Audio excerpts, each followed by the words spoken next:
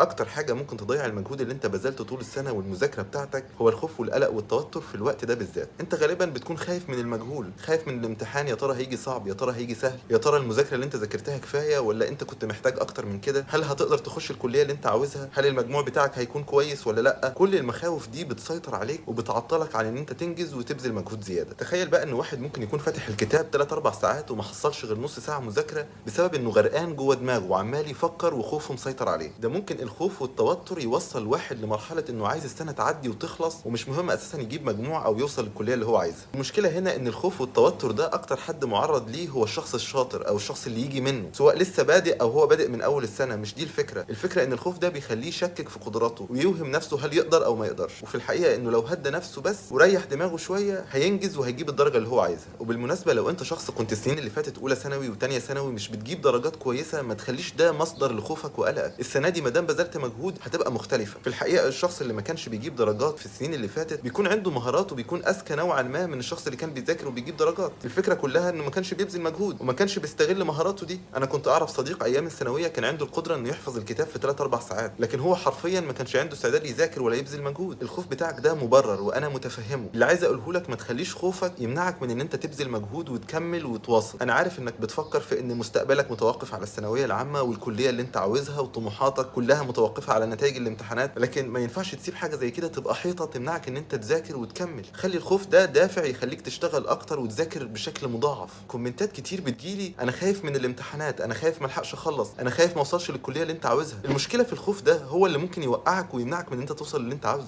وخلي بالك دي نقطه محوريه جدا. الخوف بتاعك لو انت ما سيطرتش عليه هيبتدي يزيد مع قرب الامتحانات، ولو معطلك النهارده 10% هيعطلك ساعه الامتحانات 90%. احيانا كتير بنشوف طلبه مستواها متوسط طول السنه وبيجوا ساعه الامتحانات وبيجيبوا درجات كويسه جدا. السبب انه سيطر على اعصابه وسيطر على خوفه وحل اللي يقدر عليه، في حين ان ممكن طالب شاطر وشغال صح وبيرفكت من اول السنه وخوفه يخليه يضيع كل حاجه ساعه الامتحانات. ونقطه كمان عاوز اتكلم عليها هي الندم على اللي فات ده يكون لما تبقى يوم الامتحان الصبح وانت مش مخلص حاجه، ساعتها ليك حق تندم. الندم على اللي فات مش هيفيدك دلوقتي، انت ممكن تذاكر وممكن تخلص. لو قدامك 50 يوم ممكن تخلص، قدامك شهر ممكن تخلص حاجه، ممكن تلحق نفسك. حتى لو قدامك اسبوع على الامتحان لسه في حاجات ممكن تتعمل. انا هقول لك على حاجه هتهدي نفسك شويه وتساعدك تسيطر على الخوف والقلق اللي جواك ده. تعامل مع المرحله دي كبدايه. الدنيا مش هتقف سواء جبت النتيجه او الدرجه اللي انت عاوزها او ما جبتهاش. حتى لو انت دخلت الكليه اللي نفسك فيها لسه في سنين من المذاكره والاجتهاد هتبقى مطلوبه منك، ولو لا قدر الله بعدت عن الكليه اللي انت عاوزها هتتفتح قصادك طرق جديده وحاجات كتير ممكن تعملها. فمفيش داعي تحمل نفسك فوق طاقتها. انت مطلوب منك 1 تذاكر وتجتهد، 2 تدعي ربنا ان انت توصل للي انت عاوزه.